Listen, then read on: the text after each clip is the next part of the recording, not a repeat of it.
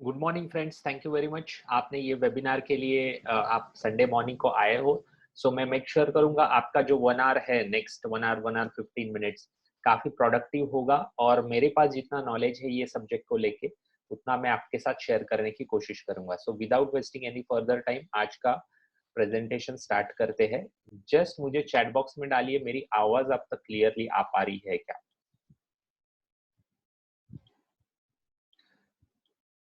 मेरी आवाज आप तक क्लियरली आ पा रही है क्या? और सबको रिक्वेस्ट करूंगा ज्यादा से ज्यादा आप मेरे साथ कम्युनिकेट कीजिए चैट बॉक्स के मार्फत, क्योंकि ऑनलाइन वेबिनार होता है तो मैं आपको देख नहीं सकता हूँ। मुझे नहीं समझेगा कि आपको चीजें समझ में आ रही है नहीं आ रही है। So feedback important. So how to get rid of home loans in 7 years। So आगे बढ़ने से पहले जरा मुझे आप बताइए, अगर आपके ऊपर होम लोन है तो कौन से इंस्टीट्यूशन से, मतलब एचडीएफसी बैंक, आईसीआईसीआई बैंक, कौन से बैंक से आपने लिया है और आपका इंटरेस्ट रेट कितना है? जरा चैट बॉक्स में डालिए प्लीज। अगर आपके ऊपर होम लोन है तो कितने परसेंट से है और कौन से बैंक से आपने लिया है? चैट बॉक्स में डालिए प्लीज।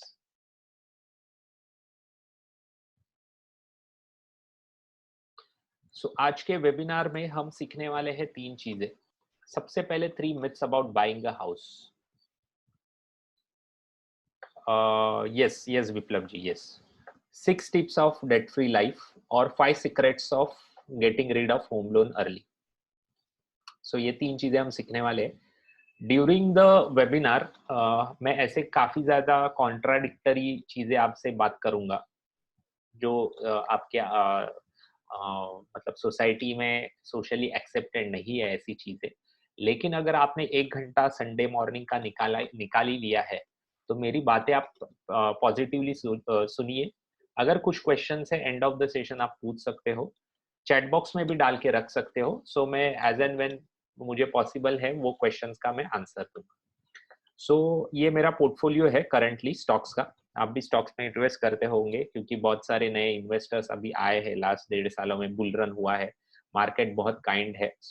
मेरा भी अच्छा प्रॉफिट हुआ है, ऑलमोस्ट 188% के रिटर्न्स हुए हैं। ये है मेरा म्यूचुअल फंड्स का पोर्टफोलियो, 37.54% के रिटर्न्स है। ये मैं क्यों बता रहा हूँ नेक्स्ट स्लाइड में बताऊंगा। मेरा फॉर्मल इंट्रोडक्शन मैं कर देता हूँ। मेरा नाम है आदित्य पालो, AMFI certified mutual fund distributor का मैं काम करता हूँ। 2002 से डायरेक्ट इक्विटीज में इन्वेस्ट कर रहा हूँ। ये प्रोफेशन में, म्यूचुअल फंड डिस्ट्रीब्यूशन के प्रोफेशन में अप्रैल 2017 से होगा। करंटली 425 प्लस क्लाइंट्स है, 9 करोड़ के असेट अंडर मैनेजमेंट है और मिशन है to help individual craft their happy rich life. अभी हैप्पी रिच यहाँ पे मैंने एक वर्ड यूज किया है डेलिबरेटली, आपको समझना जरूरी है क्योंकि मेरा पूरा मोटो है जो मेरे क्लाइंट्स है उनको हैप्पी रिच बनाना। ये वेबिनार का भी मोटो है, अगर आप सुन रहे हो तो हैप्पी रिच बनाना। हैप्पी रिच का मतलब ऐसा है, जैसे एनवायरनमेंट में ऑक्सीजन होता है जो कि रिक्वायर्ड है, हमें अराउंड 21% ऑक्सीजन है। अगर ऑक्सीजन परसेंटेज ड्रॉप हुआ हमें सफोकेशन होना चालू हो जाएगा। और एग्जैक्टली सेम ऑक्सीजन का जो रोल है आपके बॉडी में या आपके मेरे बॉडी में, लाइफ में, वैसे ही पैसे का मूल्य होता है आपके और मेरे लाइफ में।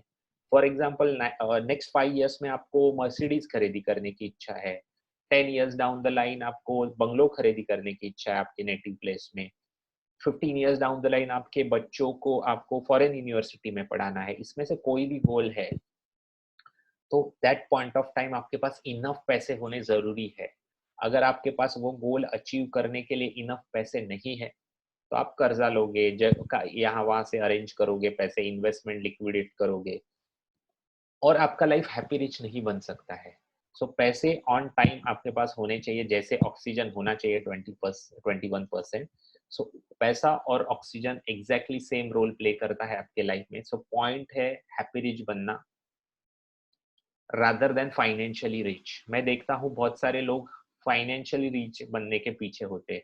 ज्यादा से ज्यादा रिटर्न चाहिए, मैं रियल एस्टेट में इन्वेस्ट करूंगा ज्यादा रिटर्न चाहिए, स्टॉक में इन्वेस्ट करूंगा मल्टी बैगर रिटर्न स्टॉक चाहिए, म्यूचुअल फंड में इन्वेस्ट करूंगा बेस्ट रिटर्न वाली स्कीम में करूंगा। ये सब थॉट प्रोसेस है फाइनेंशियली रिच बनने की, और फाइनेंशियली रिचनेस आपको शायद ही हैप्पीनेस दे सकता है।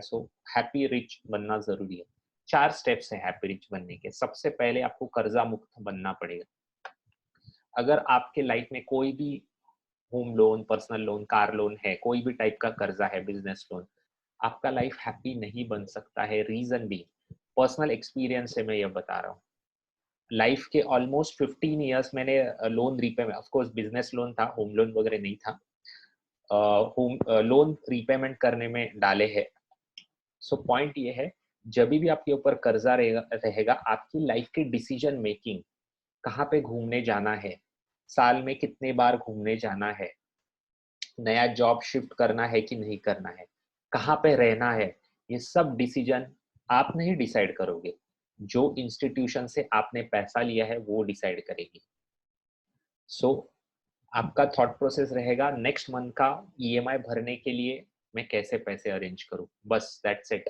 सो ये आपके लाइफ में हैप्पीनेस नहीं ला सकता है। सो डेट फ्री होना इंपॉर्टेंट है। आज हम देखेंगे, ये पूरा वेबिनार स्टेप 1 के ऊपर है। स्टेप 2 है, हैप्पी रिच बनने के लिए आपको पैसिव इनकम सोर्स होना जरूरी है। अगर आप पूरे मंथ में काम करते हो, उससे आपका इनकम आता है एंड ऑफ द मंथ, और नेक्स्ट मंथ के पूरे एक्सपेंडिचर अगर आपके एक्टिव इनकम से बनते हैं, तो शायद आप हैप्पी नहीं बन सकते हो। इसके ऊपर डिटेल में बात करेंगे नेक्स्ट टू। थर्ड है प्रोटेक्टिंग योर वेल्थ। ये सब वेबिनार्स आएंगे, अगर आप व्हाट्सएप ग्रुप में बने रहोगे तो आपको इनवाइट्स आएंगे। सो आप कॉन्सेंट्रेट करते हैं बिकमिंग डेट फ्री के ऊपर। भाई डेट फ्री होना क्यों जरूरी है आज के टाइम के में? क्योंकि हम वूका वर्ल्ड में जीते हैं, volatile, uncertain, complex, ambiguous.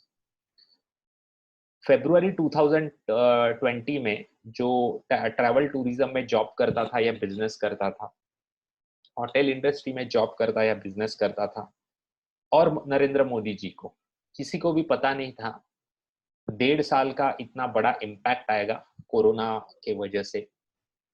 Lockdowns होंगे, क्योंकि आपने और हमने वॉर तो देखा नहीं है, सो लॉकडाउन ऐसा कोई चीज हमें पता ही नहीं था। सो जो ट्रैवल टूरिज्म में था या जिनका जॉब अफेक्ट हुआ है, इनकम अफेक्ट हुआ है, उनको नहीं पता था इतना बड़ा फाइनेंशियल प्रॉब्लम में वो फंस सकते हैं, लेकिन ऐसा हुआ। अभी आज और हमें पता नहीं है, अगर आप गवर्नमेंट जॉब करते हो, आईटी में जॉब करते हो, बैंकिंग सेक्टर में जॉब करते हो, तो शायद आपका जॉब या इनकम अफेक्ट नहीं हुआ है। लेकिन पूरे एक्सपीरियंस के साथ एकदम रिस्पॉन्सिबली मैं आपको बोल रहा हूँ, ऐसा जरूरी नहीं है कि आने वाले टाइम में आपका इफेक्ट इनकम अफेक्ट नहीं होगा, इंक्लूडिंग गवर्नमेंट जॉब। सो आपको डेट फ्री होना जरूरी है। अगर आपके ऊपर कर्जा है तो आपका लाइफ काफी स्ट्रेसफुल हो सकता है। जैसे मैंने आपको बताया, स्ट्रेसफुल 20, 25, 30 साल पहले जाइए। हार्ट अटैक आने का नॉर्मल एज कितना था? डायबिटीज, ब्लड प्रेशर होने का नॉर्मल एज कितना था? कैंसर हम सुनते भी थे या नहीं? ये सब चीजें आज 30, 35, 40s में हो रही है। रीजन है, मैं मेडिकल एक्सपर्ट नहीं हूँ, लेकिन मुझे ऐसे जितना रीडिंग है उसके हिसाब से स्ट्रेस ये इसका मेन रीजन है।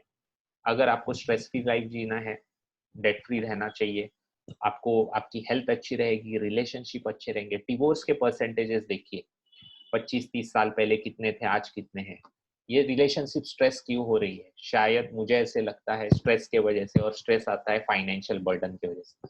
आप जो काम करते हो वो आउट ऑफ पैशन करते हो कि लोन पे करने के लिए करते हो?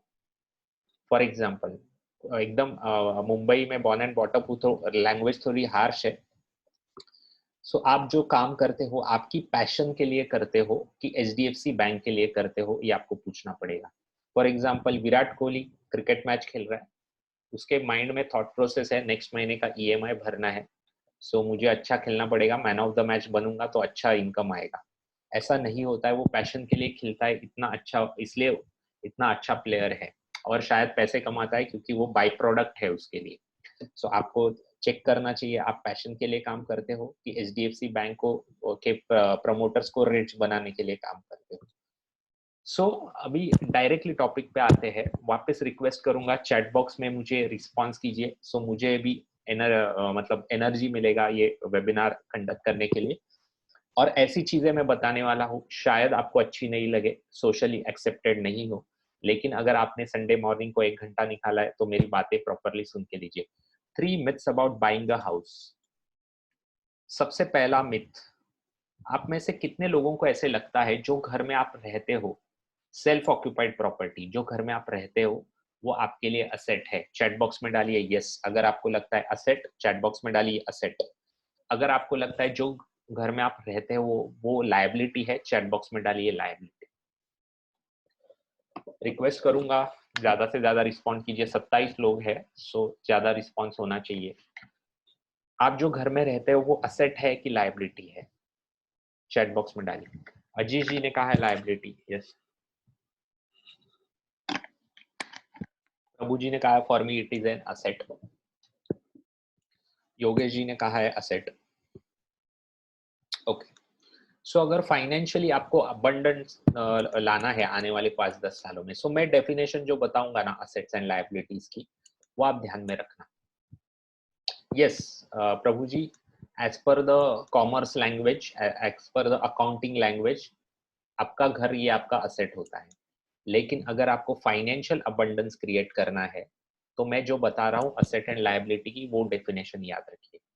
असेट मतलब ऐसी चीज जो खरीदने के वजह से आपका मंथली या ईयरली इनकम बढ़ता है, उसे कहेंगे असेट। और लायबिलिटी मतलब ऐसी चीज जो खरीदने के वजह से आपका मंथली या फिर ईयरली एक्सपेंडिचर बढ़ता है, उसे कहेंगे लायबिलिटी। अगर मैं लेता हूँ घर मुंबई में 2 BHK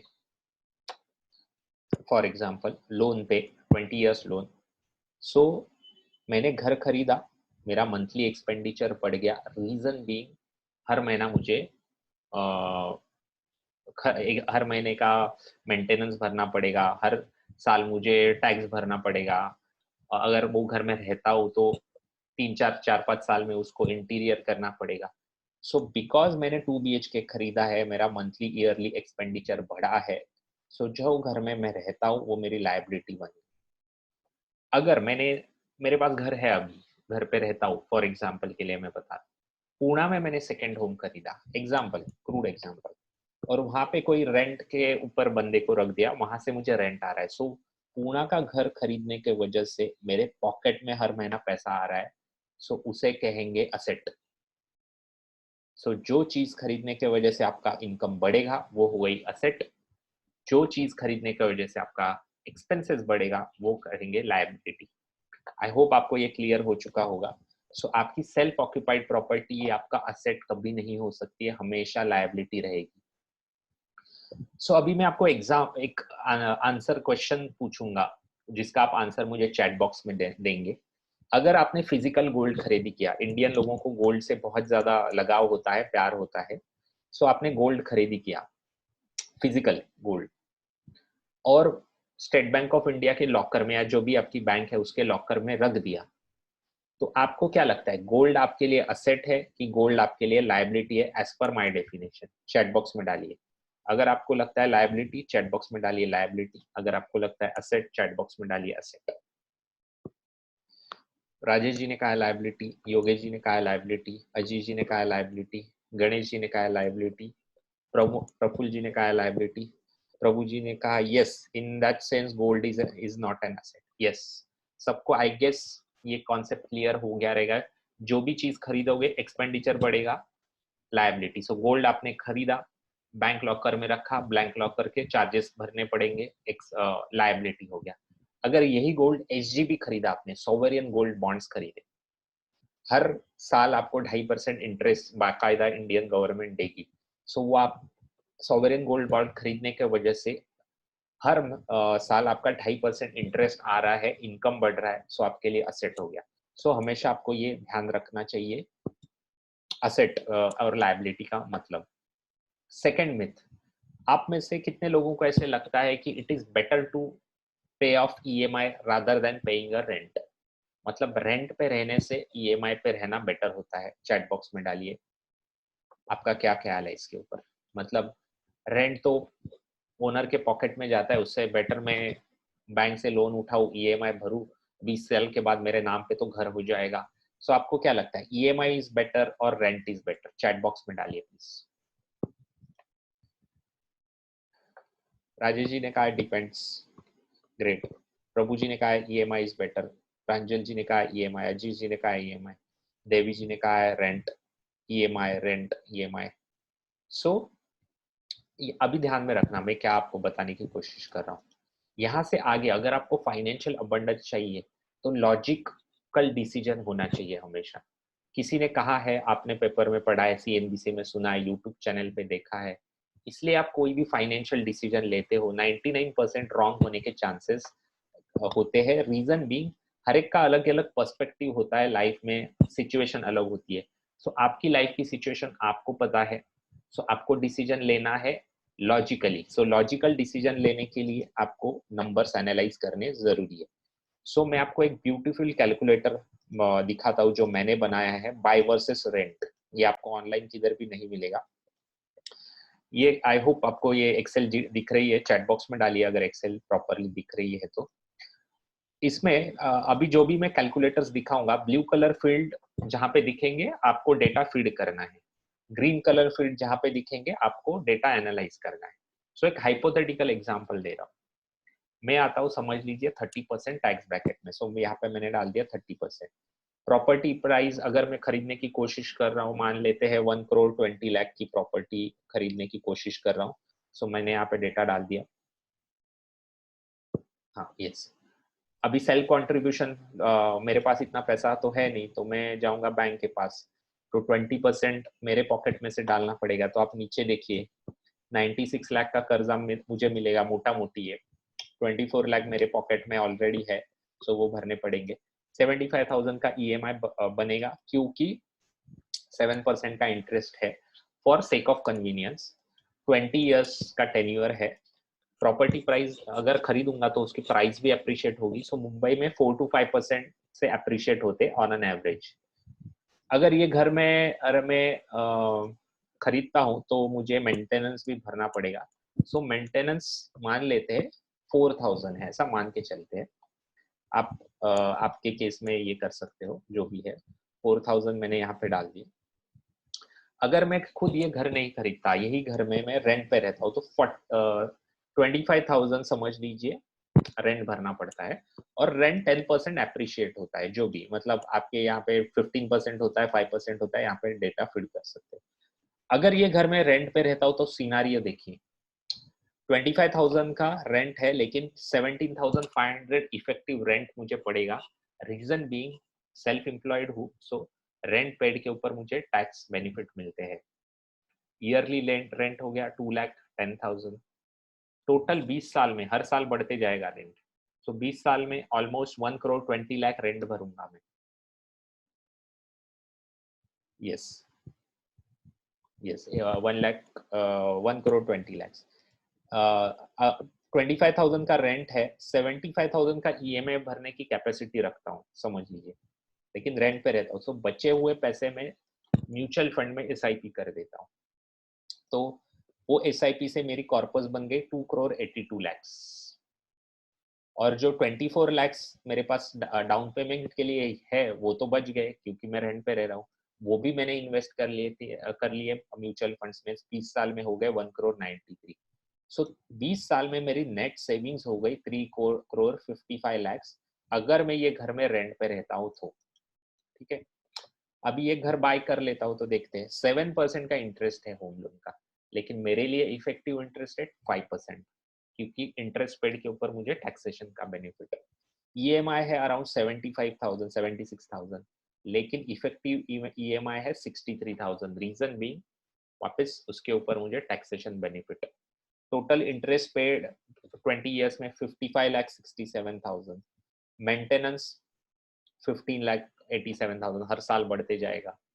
cost of the property 1,20,00,000 का घर लेता हूँ तो ऐसे ही तो रहूंगा नहीं, उसमें इंटीरियर करूंगा, स्टैम्प ड्यूटी भरूंगा और दुनिया भर के चार्जेस होते हैं वो भरूंगा। सो 1,67,00,000 कॉस्ट ऑफ द प्रॉपर्टी। 20 साल के बाद यही प्रॉपर्टी की कॉस्ट हो जाएगी 3,18,00,000। सो नेट सेविंग्स हो गई 1,50,00,000। अभी दोनों को कंपेयर कीजिए। सो ये केस में ये डेटा अगर मेरे पास है तो रेंट पे रहना सेंस बनता है, क्योंकि पैसा बहुत ज्यादा 2 करोड़ रुपए बच रहे हैं 20 सालों में, बहुत बड़ी अमाउंट होती है। यहाँ पे थोड़ा सा डेटा ट्वीक कर देता हूँ। रेंट 25,000 के जगह पे अगर 50,000 होता, हाइपोथेटिकल एग्जांपल। सो आप देखिए, रेंट पे रहता हो तो सिर्फ नेट सेविंग्स 30 लाख रुपीज की है। और खरीदूंगा तो नेट सेविंग्स होती है 1,50,00,000 की। सो ये केस में मुझे घर बाय कर लेना चाहिए। सो आई होप आपको ये लॉजिकल थिंकिंग कैसे होनी चाहिए घर बाय करते टाइम और रेंट पे रखते टाइम, ये आपको समझ में आया होगा। अगर ये कैलकुलेटर आपको यूजफुल लगा है आपके डिसीजन मेकिंग में तो चैट बॉक्स में डालिए यूजफुल।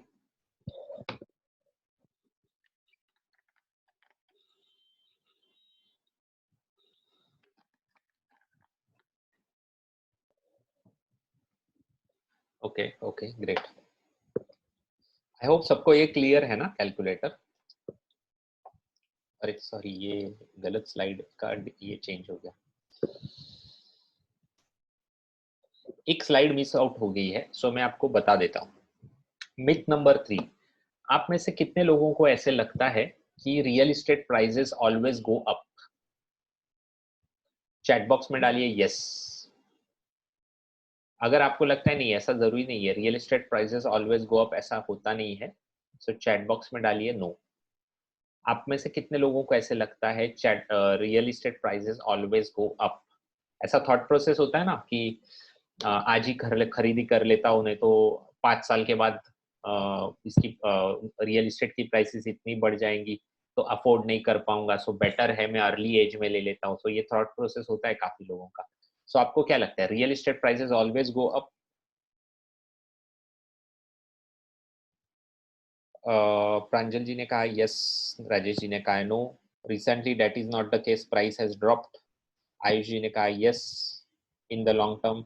आशीष जी ने कहा यस, प्रफुल्ल जी ने कहा यस, देवी जी ने कहा नो।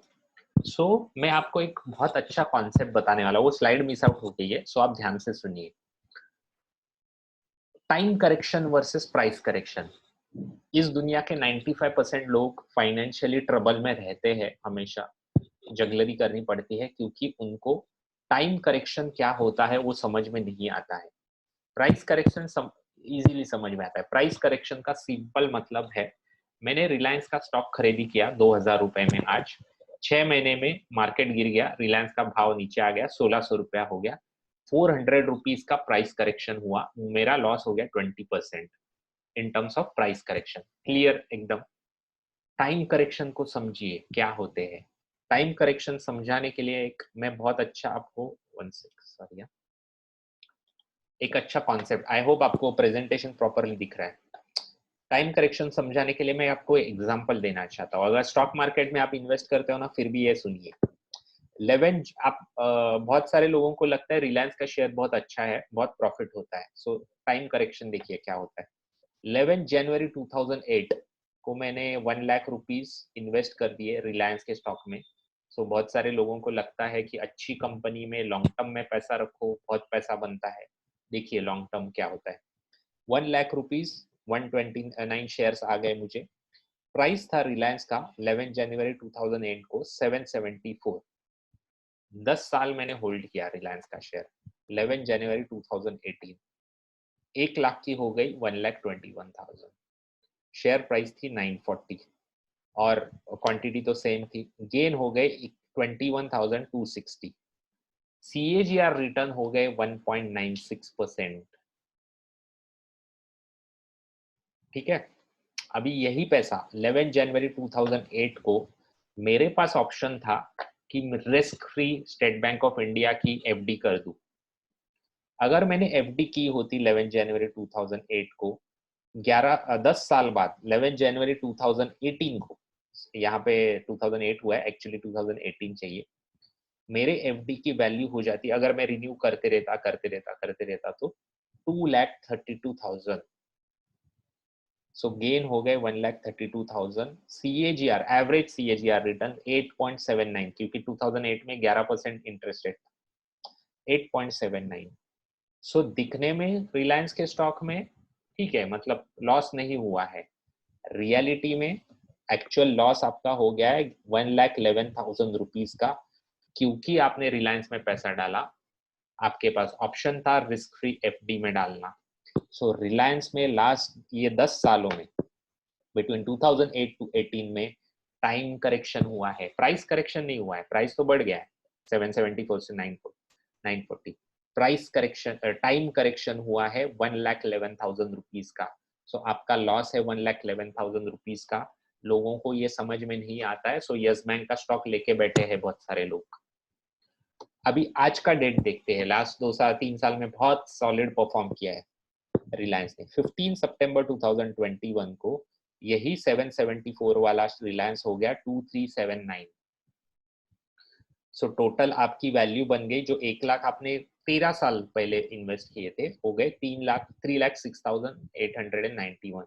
बहुत सारे खुश हो जाएंगे लॉन्ग टर्म इन्वेस्टर्स, क्योंकि गेन हो गए 2 लाख रुपए के। एक्चुअल रिटर्न्स है CAGR रिटर्न्स 8.51%। अगर यही एफडी की होती तो 2008 में, सो 15 सितंबर 2021 में इसकी वैल्यू हो गई होती 3,20,000 रुपीज। 8.88% के CAGR returns.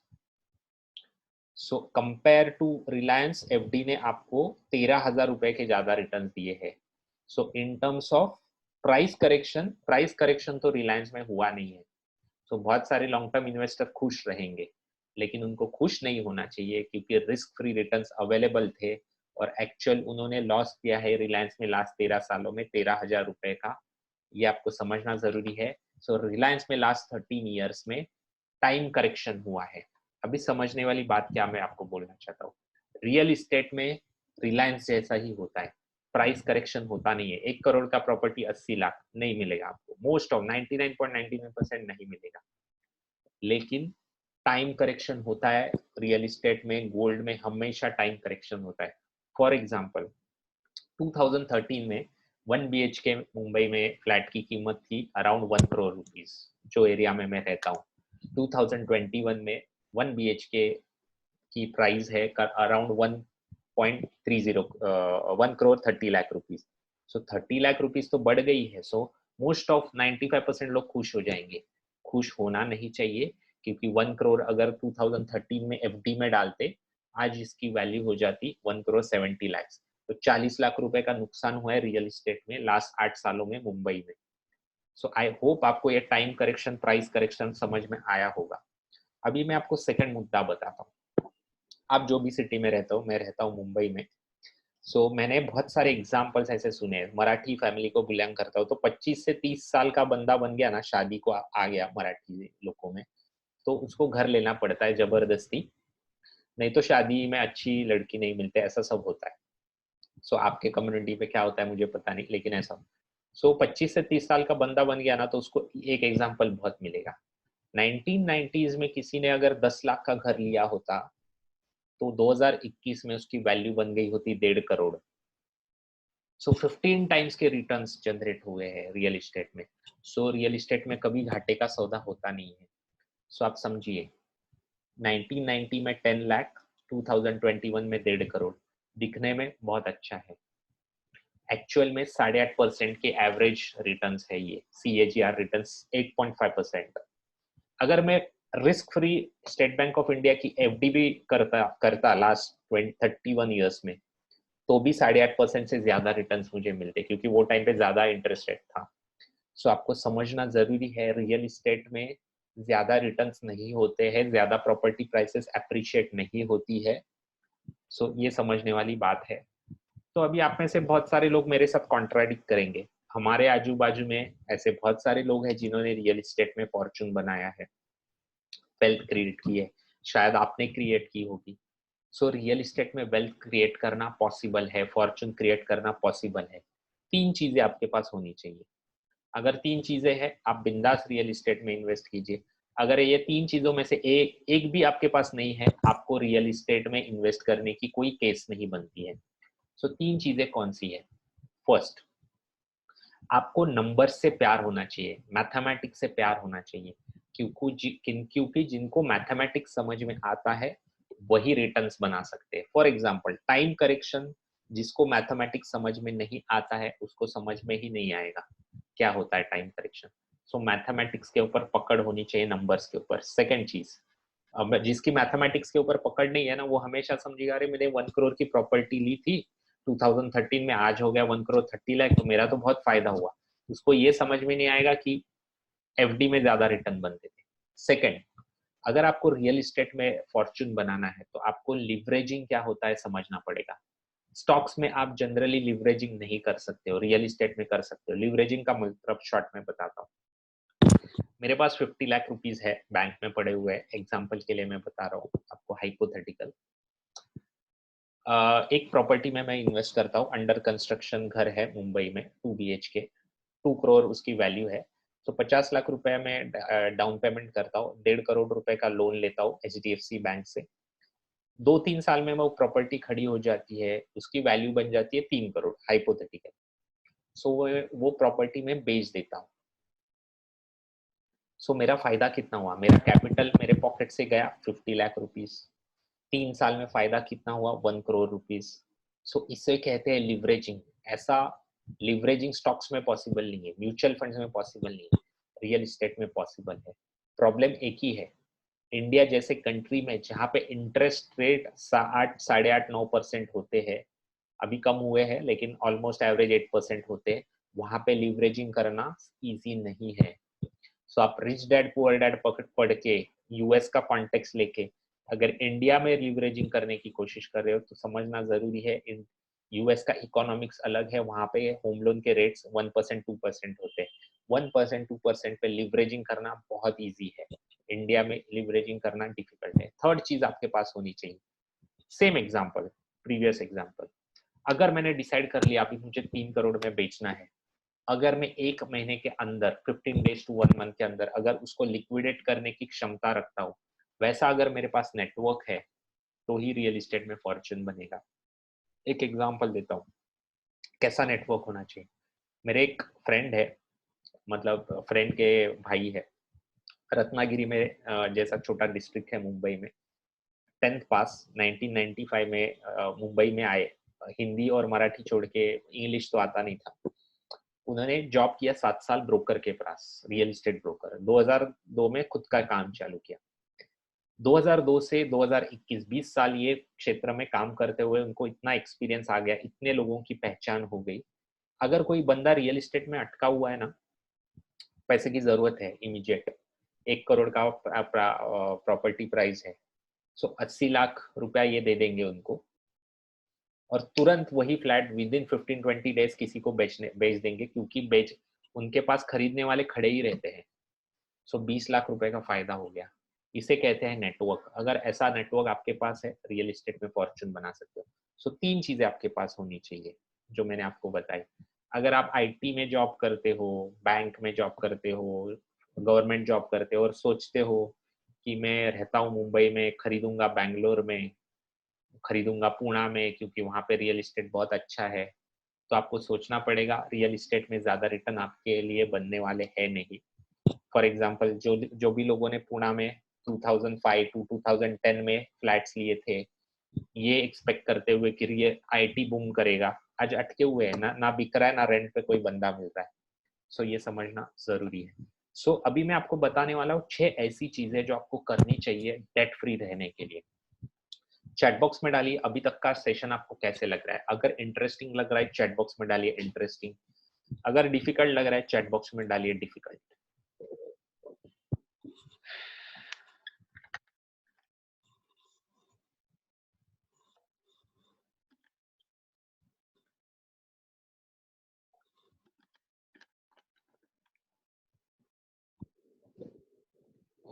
Great great great. अगर डेट फ्री रहना है आपको या डेट फ्री बनना है आपको, सबसे पहली चीज आपको मंथली इनफ्लो आउटफ्लो स्टेटमेंट बनाना पड़ेगा। मंथली इनफ्लो आउटफ्लो स्टेटमेंट क्या होता है उसके लिए मैं आपको एक एक्सेल शीट बताता हूँ। जरा मैंने ओपन नहीं की है, सो मैं ओपन करता हूँ, 1 सेकंड जरा रुकिए।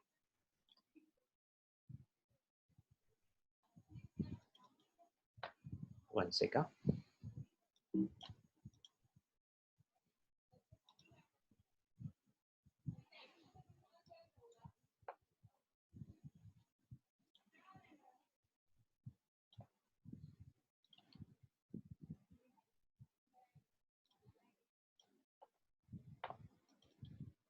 One second.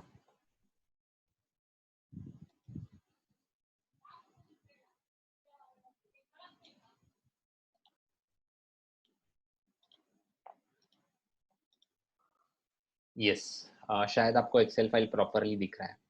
तो इसमें ये मेरे एक इन्वेस्टर की है, सो आई होप आपको ये एक्सेल क्लियरली दिख पा रही है। इसे कहते हैं इनफ्लो आउटफ्लो स्टेटमेंट। ठीक है, तो ये आपको बनानी है। इनफ्लो स्टेटमेंट में आपका सैलरी अलाउंस जो भी है वो आप लिखोगे प्रॉपरली। सो आपको एक आइडिया आएगा कि आपका इनकम कितना है एक्चुअल में। अभी ये आपका सैलरी इनकम है तो आपको आइडिया होगा। बिजनेसमैन लोगों को, प्रोफेशनल लोगों को एग्जैक्ट पता नहीं होता है, सो लिखना जरूरी है। माइंड में सब वेग होता है, लिखना कागज पे एक्सेल में लिखिए। ये हो गया इनफ्लो। आउटफ्लो लिखना है आपको हर एक चीज का, मतलब आपका पीपीएफ में कितना डालते हो, ईपीएफ, सब सब प्रॉपर डिटेल में लिखना है। उसके बाद आपका मैंडेटरी डिस्क्रिशनरी स्पेंडिंग आप लिखोगे। एंड में आपको एक नंबर मिलेगा, आपका income minus expenses, net cash flow मिलेगा 7,200। ये इनका है, सो इनका स्लाइटली कम है कंपेयर टू इनकी सैलरी, ऐसा मुझे लगता है। सो ये नेट कैश फ्लो आपको पता होना जरूरी है। Without understanding net cash flow आप म्यूचुअल फंड्स में इन्वेस्ट करते हो, रियल इस्टेट में लोन लेते हो या स्टॉक्स में पैसा डालते हो, आपके डिसीजन रॉन्ग जाएंगे। सो ये आपको पता होना चाहिए। नेट कैश फ्लो कितना है, बैंक में पैसा कितना है कोई मैटर नहीं करता है, नेट कैश फ्लो मैटर करता है। सेकेंड पॉइंट आपको समझना चाहिए, आपका पीएनएल आपको बनाना है। पीएनएल कॉमर्स लैंग्वेज में इजीली समझेगा, जो कॉमर्स वाले नहीं है उनके लिए। लायबिलिटी लेफ्ट हैंड साइड पे लिखिए आपकी जो भी है, credit card loan, other loans, personal loan, home loan 1 2, car loan 1 2, जो भी है सब आउटस्टैंडिंग सब यहाँ पे लिखिए। राइट हैंड साइड पे असेट्स लिखिए, सेविंग करंट अकाउंट में कितना पैसा है, स्टॉक्स में कितना, इक्विटी में कितना पैसा है। असेट्स माइनस लायबिलिटी कीजिए। अभी इनका असेट्स माइनस लायबिलिटी में करता हूँ ना तो 2 करोड़ निगेटिव में है, निगेटिव 2 करोड़ निगेटिव। बहुत चिंता की चीज है ये। मोस्ट ऑफ द लोग जिनको मैं मिला हूँ बिटवीन 25 to 35, उनका नेटवर्क निगेटिव होता है।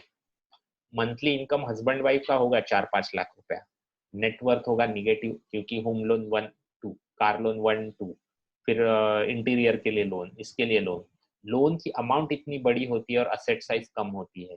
उनका हाल होता है अनिल अंबानी की तरह, दिखने में रिच है, एक्चुअल में नेटवर्क निगेटिव है, 45,000 करोड़ निगेटिव, जैसे अनिल अंबानी की है।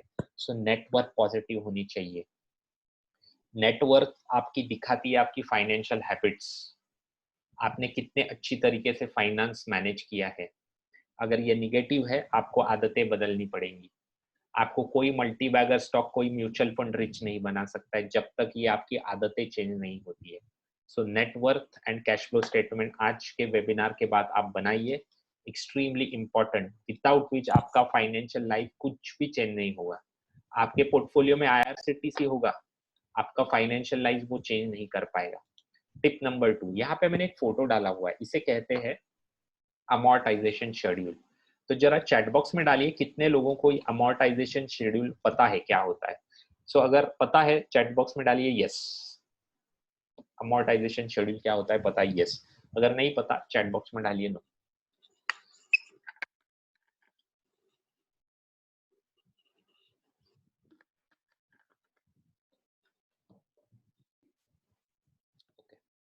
तो मैं आपको दिखाता हूँ अमोर्टाइजेशन शेड्यूल।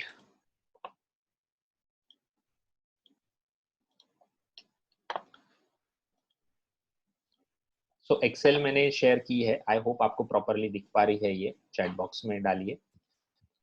सो ये है अमोर्टाइजेशन शेड्यूल। इसमें एग्जैक्टली आपको पता चलेगा आप कितना पैसा भरने वाले हो, टोटल इंटरेस्ट कितना भरने वाले हो, कितना प्रिंसिपल भरने वाले हो, कौन से डेट पे कौन कितना आपका आउटस्टैंडिंग है, सब पता चलेगा आपको एग्जैक्टली। कौन से मंथ में आप जो ईएमआई भरते हो उसमें से इंटरेस्ट कितना है, प्रिंसिपल कितना है, ये एग्जैक्टली आपको समझेगा ये अमोर्टाइजेशन शेड्यूल का। हर एक लोन लेते हो बैंक आपको देती है इसका प्रिंट आउट, एक्सेल में कभी नहीं देगी। एक्सेल में क्यों नहीं देगी, मैं आपको एग्जांपल देता हूँ, हाइपोथेटिकल एग्जांपल। 1 करोड़ का लोन है मेरे ऊपर, 7% इंटरेस्ट है, 20 ईयर्स का, February 2020 लॉकडाउन के एक पहले मैंने लिया था। सो मैं कितना भरने वाला था टोटल 20 साल में, 240 मंथ्स में, 1 करोड़ 86 लाख, टोटल इंटरेस्ट 86 लाख। ठीक है, अभी कोरोना क्राइसिस की वजह से इंटरेस्ट रेट घट गए, बहुत फायदा हुआ। सॉरी 7% नहीं था वो टाइम पे, 8.25 था। सो 8.25 से आप देख सकते हो 2 करोड़ 4 लाख रुपीस में भरने वाला था। सो कोरोना क्राइसिस से इंटरेस्ट रेट घट गए। सो एचडीएफसी बैंक ने 6 महीने बाद मुझे फोन करके बोला इंटरेस्ट रेट कम, तो 7.25 किया। मैं बहुत खुश हो गया क्योंकि जैसे ही 7.25 बना, मेरा 15 लाख रुपया बचने वाला था, क्योंकि 2 करोड़ 4 लाख रुपीस पे करने वाला था, अभी करूंगा 1 करोड़ 89 लाख। जैसे ही मैं एचडीएफसी बैंक से बाहर आया, मुझे एक फोन आया मेरे स्कूल फ्रेंड का, जो कि अभी बैंक ऑफ महाराष्ट्र में मैनेजर है। इधर उधर की बातें हुई, फिर उसने मुझे बोला कि अरे तेरा कुछ होम लोन चालू है तो बोल, हमारे बैंक में सबसे बेस्ट इंटरेस्ट रेट है। मैंने बोला कि ये यस यस मेरा चालू है होम लोन एचडीएफसी बैंक में। तो उसने मुझे बोला 6.80 का तेरे को देता हूँ होम लोन का इंटरेस्ट रेट। तो मैं और खुश हो गया, अभी 6.80 में और कम होगा मेरा इंटरेस्ट पेमेंट। तो मैंने उसको पूछा कि क्या करने की जरूरत है। उसने बोला कि 20,000 रुपये ट्रांसफर फीस लगेगा और तुझे डॉक्यूमेंट की लिस्ट देता हूँ, वो डॉक्यूमेंट की फाइल बना के दे, मेरे आदमी को भेजता हूँ, वो दे दे, बाकी सब मैं देख लेता हूँ। अभी मैं मन में विचार करता हूँ कि अरे वापिस अभी मुझे वो फाइल बनानी पड़ेगी, प्लस 20,000 रुपये देने पड़ेंगे। छोड़ना 7.25 में, ठीक है एचडीएफसी बैंक ने किया, क्या फर्क पड़ता है। अगर मेरे पास एक्सेल में होता ये, तो मैं यहाँ पे डाल के देखता 6.80 से कितना फर्क पड़ता है। 6.80 से मेरा 6 लाख रुपया बचने वाला था। यही 6 लाख रुपया अगर मेरा बचता, अगर मैं फ्यूचर के लिए इन्वेस्ट करता हूँ, तो कितना बड़ा वेल्थ क्रिएट कर सकता हूँ 20 सालों में। लेकिन 20,000 रुपया भरने के लिए मैंने आलस कर दिया, क्योंकि मेरे पास ये कैलकुलेशन वाला शीट नहीं था। सो आप इफेक्टिवली मैनेज कर सकते हो आपका लोन, अगर आपके पास ये एक्सेल शीट में है तो। नॉट ऑडिबल प्रणव जी, आप मोबाइल में देख रहे हो तो लेफ्ट हैंड साइड नीचे वाले कॉर्नर में एक ऑप्शन होता है, उसके ऊपर क्लिक कीजिए तो आपको आवाज आएगी। सो आई होप आपको अमोर्टाइजेशन शेड्यूल का मीनिंग और मूल्य समझा होगा। टिप नंबर 3, इसके ऊपर मुझे आपको बताने की जरूरत नहीं है, कोरोना क्राइसिस ने सबको बता दिया है। Never compromise on buying a large health insurance. जिनके पास भी हेल्थ इंश्योरेंस नहीं है, उन्होंने अपने तिजोरी की चाबी खुली रख दी है। कभी भी हेल्थ क्राइसिस आएगा घर में, पूरा वेल्थ साफ हो जाएगा और कर्जा भी बढ़ सकता है। अभी ये तो सबको पता है, अभी कोरोना में हमने आजू बाजू में देखा है कि जिनके पास हेल्थ इंश्योरेंस नहीं है तो कैसे हालत खराब होती है। तो हेल्थ इंश्योरेंस मैंडेटरी है, आपको खरीदना चाहिए। अगर नहीं है, तुरंत ये सेशन खत्म होने के बाद आप खरीदिए, तुरंत, बिल्कुल भी डिले मत कीजिए, नेसेसिटी है, नहीं तो आपके ऊपर कभी भी प्रॉब्लम हो सकता है। अभी मैं आपको 2 पॉइंट बताना चाहता हूँ इसमें। बहुत सारे इन्वेस्टर्स, मेरे जो पर्सनल इन्वेस्टर्स है, उनको मैंने देखा है कि वो बोलते हैं मेरा कॉर्पोरेट प्लान है, मतलब जो कंपनी में काम करते हैं वो प्रोवाइड करती है। कॉर्पोरेट प्लान से आपका हेल्थ सिक्योर नहीं, इन टर्म्स ऑफ इंश्योरेंस सिक्योर नहीं होगा। आपको डिस्पाइट हैविंग कॉर्पोरेट प्लान, आपको पर्सनल हेल्थ इंश्योरेंस होना जरूरी है। 2 रीजन है। पहला, अगर समझ लीजिए आपका एज 48 है, ब्लड प्रेशर डायबिटीज है, कंपनी ने डिसकंटिन्यू कर दिया या फिर आपने जॉब छोड़ दिया, आपको मिलना बहुत मुश्किल है, बहुत एक्सपेंसिव मिलेगा क्योंकि डायबिटीज ब्लड प्रेशर है।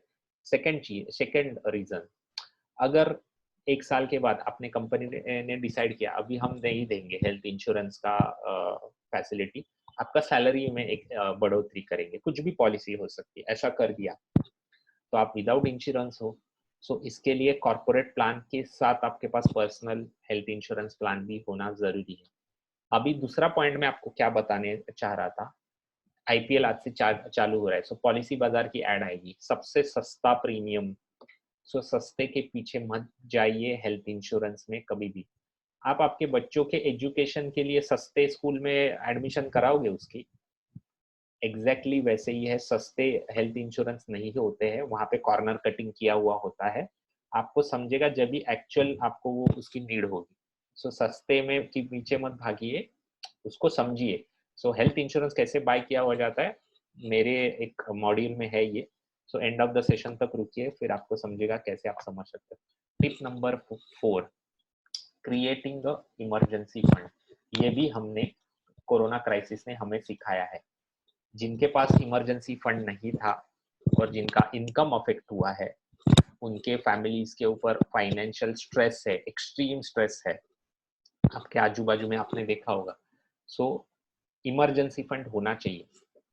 टिप नंबर 1 में जो आपने नेट आउटफ्लो बताया, मतलब लिखा, नेट आउटफ्लो जितना है आपका, मतलब खर्चा जितना है महीने का, इनटू 3 एटलीस्ट होना चाहिए आपके पास any point of time.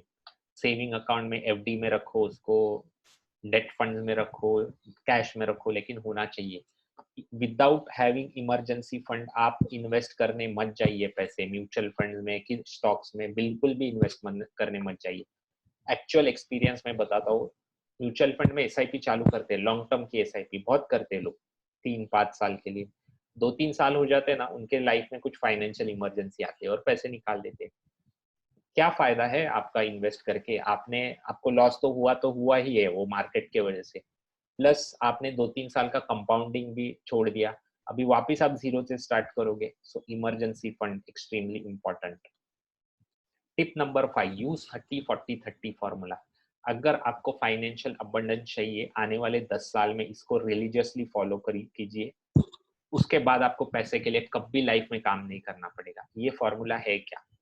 First 30% of your income should be invested for your future investments, जैसे बच्चों का एजुकेशन, आपका रिटायरमेंट कॉर्पस, जो भी आपके गोल्स है उसके लिए फर्स्ट 30%। अगर ये आप नहीं करते हो तो क्या होगा, मैं आपको शॉर्टली बताता हूँ। 40% of your monthly expenditures should be आपका खर्चा, जो भी मंथली खर्चा है। बचे हुए 30% में आप जो भी आपको मजा करना है वो कीजिए। प्रॉब्लम क्या होता है, बहुत लोगों के मैंने देखे ये फील्ड में होने की वजह से, ये जो 40% है ना, ये ज्यादा होता है जनरली 50%। और ये ईएमआईज है ना, ये भी ज्यादा होते हैं क्योंकि अर्ली एज में घर खरीदा हुआ रहता है और इनकम उतना होता नहीं है। सो कॉम्प्रोमाइज कहाँ पे होता है, यहाँ पे। सो उनको ये समझ में नहीं आ रहा है, कॉम्प्रोमाइज फ्यूचर से नहीं कर रहे हैं वो लोग, कॉम्प्रोमाइज कर रहे हैं उनके बच्चों के एजुकेशन के साथ। अभी बच्चों के एजुकेशन के लिए एजुकेशन लोन मिल जाएगा सैडली, जो कि भरना पड़ेगा आपके बच्चे को, लेकिन आपके रिटायरमेंट के लिए कोई लोन नहीं मिलने वाला है। और आप रिटायरमेंट के साथ कॉम्प्रोमाइज करने वाले हो और आप इंडिपेंडेंट लाइफ जीने के तरफ बढ़ रहे हो। अगर आप 30% फ्यूचर के लिए नहीं इन्वेस्ट करते हो तो बहुत डेंजरस सिचुएशन है। आज सिर्फ उसकी सीवियरिटी आपको समझ में नहीं आ रही है, आने वाले 15-20-25 सालों में समझेगी। यूएस का आप डेटा फाइंड आउट कीजिए, वहां पे कितने लोगों को अगर मेरा सही डेटा है जो मैंने सुना है, जो 25 साल के लोग होते हैं उनका अगर 30 साल के बाद, मतलब 40 इयर्स बाद, at the age of 65, out of 100 people only एक बहुत ज्यादा फाइनेंशियली रिच बनता है, 4 सेल्फ सफिशिएंट बनते हैं, 95 लोग गवर्नमेंट के ऊपर डिपेंडेंट होते हैं। सो आप, अगर आपके लाइफ में ऐसा होना नहीं चाहिए, सो 30-40-30 फॉर्मूला आप आज से फॉलो करना स्टार्ट कीजिए। टिप नंबर 6, अगर डेट फ्री रहना है, फाइनेंशियल अबंडेंस क्रिएट करना है, फाइनेंशियल प्लान होना जरूरी है, रिटर्न डाउन, एक्सेल में या फिर कागज पे। अगर फाइनेंशियल प्लान नहीं है, पर्सनल एक्सपीरियंस से बता रहा हूँ, आपका कोई मल्टी बैगर स्टॉक आपका कुछ भी फ्यूचर चेंज नहीं कर सकता है, कोई म्यूचुअल फंड स्कीम आपकी कुछ चेंज नहीं कर सकती है। जब तक आपको पता नहीं है आपके रिटायरमेंट के लिए, अगर आपको 45 में रिटायर होना है, कितना पैसा लगने वाला है जिससे मैं नेक्स्ट 45 ईयर्स तक विदाउट पैसे काम करे हुए जी सकता हूँ। सो उतना कॉर्पस के लिए मैं आज कितना इन्वेस्ट करना चाहिए, कहाँ पे इन्वेस्ट करना चाहिए, ये सब रिटर्न डाउन होना चाहिए। लिखा हुआ नहीं है, आपका फाइनेंशियल लाइफ बिल्कुल भी चेंज नहीं होगा, आप डेट फ्री बिल्कुल भी नहीं बन सकते हो। 20 ईयर्स का एक्सपीरियंस है मुझे फाइनेंशियल मार्केट्स का। विदाउट प्लान इन्वेस्टिंग कोई फायदा नहीं देती है आपको लॉन्ग रन में। शॉर्ट रन में 1.5 साल की रैली है, बहुत मजा आ रहा है, सबने स्टॉक में पैसा डाला है, सब अच्छा दिख रहा है, लॉन्ग टर्म में कुछ फायदा नहीं होता है क्योंकि मार्केट हमेशा स्ट्रेट लाइन में नहीं चलता। सो 6 चीजें मैंने आपको बताई अभी last 15 minutes of this session, जिसमें से ये टॉपिक बहुत इंटरेस्टिंग है। 5 स्ट्रेटजीज, अगर आपके ऊपर होम लोन है तो इफेक्टिवली कैसे आप उसमें से बाहर निकल सकते हो। सो फीडबैक दीजिए अभी तक के सेशन के ऊपर, अगर आपको इंटरेस्टिंग लगा है अभी तक का सेशन तो चैट बॉक्स में डालिए इंटरेस्टिंग, अगर डिफिकल्ट लगा है चैट बॉक्स में डालिए डिफिकल्ट।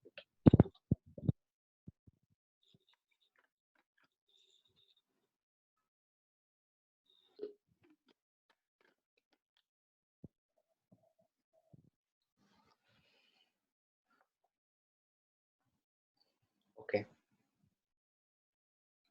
ओके, अभी मैं आपके साथ शेयर करने जा रहा हूँ 5 स्ट्रेटजीज होम लोन से बाहर निकलने के लिए। सो आई होप आपको एक्सेल फाइल प्रॉपरली दिख पा रही है और 24 लोग अभी भी है। So I expect better response by better feedback from you. Okay, so ये हाइपोथेटिकल लोन लिया है हमने 1 करोड़ 6.80 का interest rate, blue colour field data आपको पुटअप करना है। सो आपका डेटा यहाँ पे आप पुटअप कर सकते हो, यहाँ पे देख सकते हो। तो स्ट्रेटेजी नंबर 1, अगर आप सैलराइड हो और आपके पास बोनस आता है, मोस्ट ऑफ द लोगों के पास ईयरली दिवाली बोनस, इंसेंटिव, ऐसी कुछ तो चीजें होती है। तो इसका मतलब है आप 12 महीना जॉब करते हो लेकिन 13 महीने की सैलरी लेते हो। सो 12 महीना जॉब करते हो, 12 महीने का ईएमआई भरते हो, सैलरी लेते हो 13 महीने का। सो मैं आपको एक आइडिया बताता हूँ, जब भी आपका इंसेंटिव आता है या बोनस आता है, आप बाकायदा जाके ईएमआई भर दीजिए, extra EMI, 13th EMI. In this case इसका ईएमआई है 76,000। तो इसका आईटी में जॉब करता है तो अप्रैल में इंसेंटिव आता है, तो एडिशनल ईएमआई 13th ईएमआई ये बैंक को जाके भरेगा in the month of fourth April month. So आप देखिए 14 लाख रुपीस की बचत होगी। यही 14 लाख रुपीस अगर वो फ्यूचर के लिए इन्वेस्ट करता है म्यूचुअल फंड या कहीं भी, कितनी ज्यादा वेल्थ क्रिएट हो सकती है। सिर्फ एक करना है, बोनस जैसे आप पे कर दीजिए एक्स्ट्रा ईएमआई एवरी ईयर। अभी आप में से बहुत सारे लोग मुझे बोलेंगे कि हमारे फील्ड में बोनस नहीं होता है, हमारे जॉब में बोनस नहीं देती है हमारी कंपनी। लेकिन आपका सैलरी तो बढ़ता है, हर एक का सैलरी बढ़ता है। इंडिया जैसे ग्रोथ कंट्री में हर एक का सैलरी बढ़ता है। जापान जैसा नहीं है सैलरी स्टैग्नेंट या फिर डिक्लाइन, ऐसा सिनारियो इंडिया में नहीं है क्योंकि ग्रोइंग कंट्री। सो 5 साल पहले देखिए आपका सैलरी कितना था, आज देखिए ड्रास्टिक इंक्रीज हुआ है। सो आपके फील्ड में जितना भी परसेंटेज ऑफ सैलरी बढ़ता है, फॉर एग्जाम्पल 5%, 5% से ईएमआई आपको बढ़ाना है। अब ये बंदे का फॉर एग्जांपल 2 लाख का मंथली इनकम है, 76,000 का ईएमआई भरता है।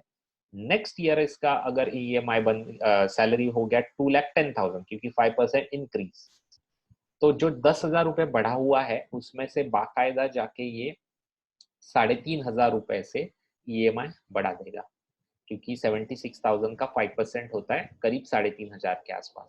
अगर ऐसा करता है वो, फायदा क्या हुआ, 27 लाख रुपए बचेंगे 20 सालों में। यही 27 लाख रुपए आप बचे हुए इन्वेस्ट कर दीजिए, 20 साल में आप फॉर्चून क्रिएट कर सकते हो। सो पॉइंट ये है, सैलरी जैसे बढ़ेगी जितने परसेंट से उतने परसेंट से ईएमआई बढ़ाते जाइए, इजीली आप होम लोन से बाहर निकलोगे। 20 साल का लोन देखिए 150 महीने में आप निकल जाओगे।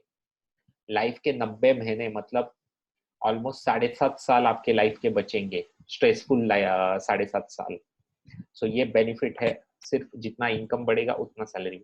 अभी आप में से बहुत सारे लोग प्रोफेशनल्स होंगे जो मुझे बोलेंगे ना हमारा सैलरी इंक्रीज होता है क्योंकि हम प्रोफेशनल्स है, वकील, डॉक्टर्स, सीएस या सेल्फ एम्प्लॉयड्स, ना हमें बोनस होता है। सो आपको मैं एक आइडिया बताता हूँ, हम रिक्रिएशन के लिए पैसा खर्चा करते हैं। फॉर एग्जाम्पल वीकेंड में हम खाने खाने जाते हैं या पिक्चर देखने जाते हैं, कोरोना से पहले जाते थे, तो कुछ ना कुछ रिक्रिएशन करते हो। सो मान लेते हैं आपका वीकली खर्चा 2,000 रुपीज है ऑन रिक्रिएशन। सो मंथली है 8,000 रुपए। मैं आपको बोल रहा हूँ 4 वीकेंड में से एक वीकेंड घर पे बिताइए फैमिली के साथ और 2,000 रुपया बचाइए और 2,000 रुपया भर दीजिए एक्स्ट्रा ईएमआई। आपका कितना पैसा बचेगा देखिए, 17,69,000 रुपीज बचेगा 20 साल में। ये पैसा इन्वेस्ट कर दीजिए आपके फ्यूचर के लिए, 20 साल में फॉर्चून क्रिएट हो सकता है। 240 महीने का 183 मंथ्स में खत्म हो जाएगा आपका लोन। चौथा टेक्निक, अब ये जो बंदा था ना आईटी में जॉब करता था, जब भी फरवरी 2020 में इसने लोन लिया था तभी इसका 85,000 ईएमआई था जो कि रिड्यूस हुआ 76,000 के ऊपर क्योंकि इंटरेस्ट 8.5% से हो गए 7%, तो इसका ईएमआई भी कम हो गया, खुश हो गया। लेकिन आईटी में सैलरीज बढ़े हैं, डिक्लाइन नहीं हुए लास्ट 1.5 सालों में ड्यू टू कोरोना। सो ये बंदे को बैंक को बोलना था कि मेरा ईएमआई कम मत करो क्योंकि मेरा इनकम अफेक्टेड नहीं हुआ है। सो अगर ये कांस्टेंट रखता 1.5 साल पहले वाला ईएमआई, तो इसके नेक्स्ट 20 ईयर्स में 17,94,000 बचेंगे। सो पॉइंट ये बताना चाह रहा हूँ, विद डिक्लाइनिंग इंटरेस्ट रेट कभी भी आपको ईएमआई नहीं चेंज करना है।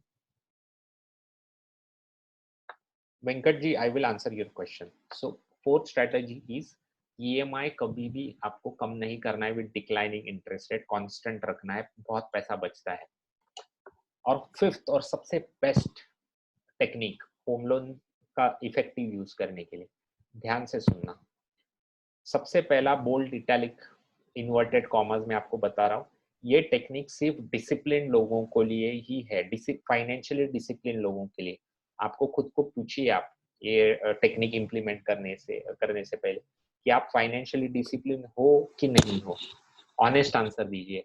अगर हो, आपके लिए ये बेस्ट टेक्निक है। अगर नहीं हो, इसके लिए मत जाइए, नहीं तो आपका बहुत पैसा बर्बाद होगा। सो डिसिप्लिन लोगों के लिए फाइनेंशियली क्या करना है, जो ईएमआई है वो कांस्टेंट 20 साल तक 240 मंथ्स तक भरते रहिए। बिल 1 रुपया भी आपको प्रीपे नहीं करना है, ठीक है। साथ साथ साथ मतलब ईएमआई के साथ आप आपका जो भी ईएमआई अमाउंट है उसका 12%, 77,000 का 12% करीब हो जाता है 8,500 रुपए। 8,500 रुपए की एसआईपी चलाई है म्यूचुअल फंड में। सो दो चीजें करोगे, ईएमआई 20 साल तक चलाओगे, एसआईपी 20 साल तक चलाओगे, 3 फायदे होंगे। 20 साल के बाद घर तो आपके नाम पे हो गया, ठीक है, लेकिन आपने इंटरेस्ट भी भरा, ऑलमोस्ट 83 लाख रुपीस का इंटरेस्ट भरा 20 साल में। लेकिन जो म्यूचुअल फंड में आपने अमाउंट एसआईपी किया है उसका कॉर्पस वैल्यू भी आपके इंटरेस्ट पेमेंट जितना होता है। सो आपका 20 साल में घर हो गया इंटरेस्ट फ्री। सेकेंड बेनिफिट क्या है, अभी आप पूछोगे अरे लेकिन इंटरेस्ट तो गया ना मेरे पॉकेट से। इंटरेस्ट नहीं गया, 20 साल तक आपने ईएमआई चलाया। सो होम लोन्स के ऊपर जो बेनिफिट्स होते हैं, टैक्सेशन बेनिफिट्स, पूरे 20 साल तक आपने लिए। जो टैक्स का पैसा बचा वही आपने एसआईपी में डाला, उससे आपका घर हो गया इंटरेस्ट फ्री। सो ये second benefit. Third benefit, 10 years down the line आपके फाइनेंशियल सिचुएशन चेंज हो गई, आपको ऐसे लगता है अभी मुझे होम लोन का टेंशन नहीं चाहिए। आपके पास 10, 11, 12 सालों में कॉर्पस वैल्यू तो बनेगी एसआईपी की, उससे आप आपकी आउटस्टैंडिंग भर दीजिए। 10, 11, 12 सालों में आपका खत्म हो जाएगा होम लोन। सो ये 3 बेनिफिट्स है ये टेक्निक के अकॉर्डिंग टू मी। अगर आपके ऊपर होम लोन है, सबसे बेस्ट टेक्निक ये है। सो ये 5 टेक्निक्स मैंने आपको बताए हैं। इसके बाद सिर्फ 5 मिनट का सेशन हुआ मतलब बचा हुआ है और बहुत इंपॉर्टेंट टॉपिक में बताने वाला हूँ आपको। उसके पहले ये 5 स्ट्रेटेजीज आपको कैसे लगे, यूजफुल लगे हैं, चैट बॉक्स में डालिए यूजफुल।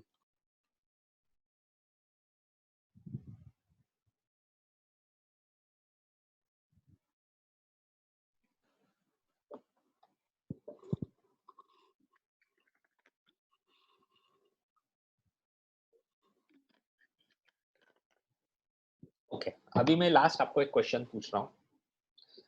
अगर आपके पास होम लोन है और आपके पास कहीं से पैसे आए, एक्स्ट्रा 1 लाख 2 लाख रुपीज आए, शेयर मार्केट में आपने बनाए, यस, हेल्थ इंश्योरेंस में एक्सप्लेन कर दूं, शेयर मार्केट में आपने पैसे बनाए, पॉलिसी मैच्योर हुई या बोनस आया, कहीं से आपके पास 2 लाख रुपए आए और होम लोन चालू है आपका, आप क्या करोगे? होम लोन प्रीपे करोगे कि म्यूचुअल फंड में म्यूचुअल फंड में इन्वेस्ट करोगे? आपको क्या लगता है? अगर आपको लगता है आपके पास जो विंडफॉल गेन्स आए, एक्स्ट्रा पैसे है, उससे आपको होम लोन भरना चाहिए, चैट बॉक्स में डालिए एचएल। अगर आपको लगता है नहीं ये म्यूचुअल फंड में इन्वेस्ट करना चाहिए, चैट बॉक्स में डालिए एमएफ, आपका आंसर दीजिए। फिर मैं आपको मेरा इसका जवाब देता हूँ, मतलब मैं क्या जवाब दूंगा ये बारे में मैं आपको बताऊँ। अगर आपके पास एक्स्ट्रा पैसे है तो आप होम लोन प्रीपे करोगे कि म्यूचुअल फंड में इन्वेस्ट करोगे? प्रफुल्ल जी ने कहा है होम लोन, देवी जी ने कहा है म्यूचुअल फंड, रेडमी नोट 8 ऐसा नाम है, आपका नाम मुझे पता नहीं, आपका नाम क्या है वो मुझे बताइए, सो नाम से पुकार सकता हूँ। म्यूचुअल फंड, एशले जी ने कहा है म्यूचुअल फंड। सो जैसे मैंने स्टार्ट ऑफ द वेबिनार आपको कहा था, यस मंदार जी, जैसे स्टार्ट ऑफ द वेबिनार मैंने आपको कहा था, लॉजिक होना जरूरी है कोई भी चीज के पीछे। सो लॉजिक आता है नंबर से। सो और एक ब्यूटीफुल कैलकुलेटर आपके लिए मैं दिखाता हूँ, जो आपको डिसाइड करने में हेल्प करेगा कभी आपको प्रीपे करना चाहिए, कभी आपको होम म्यूचुअल फंड में इन्वेस्ट करना चाहिए। फॉर एग्जाम्पल यहाँ पे देख सकते हो सेम अमोर्टाइजेशन शेड्यूल, यहाँ पे डेटा फिल करना है blue colour. Right hand side पे मैंने एक बॉक्स बनाया हुआ है, उसमें कुछ डेटा आपको फिलअप करना है और फिर आपको ये नंबर्स कंपेयर करने हैं जो मैंने ग्रीन पे लिखे हुए हैं। यहाँ पे है होम लोन का इंटरेस्ट रेट, यहाँ पे है म्यूचुअल फंड में पैसे डालते हो तो नेक्स्ट 5 इयर्स में कितने आपको मिल सकते हैं रिटर्न। सो एक बंदा आता है आज के दिन और मुझे पूछता है मेरे पास 2 लाख रुपए है, क्या करूं, होम लोन प्रीपे करूं कि म्यूचुअल फंड्स में डालूं।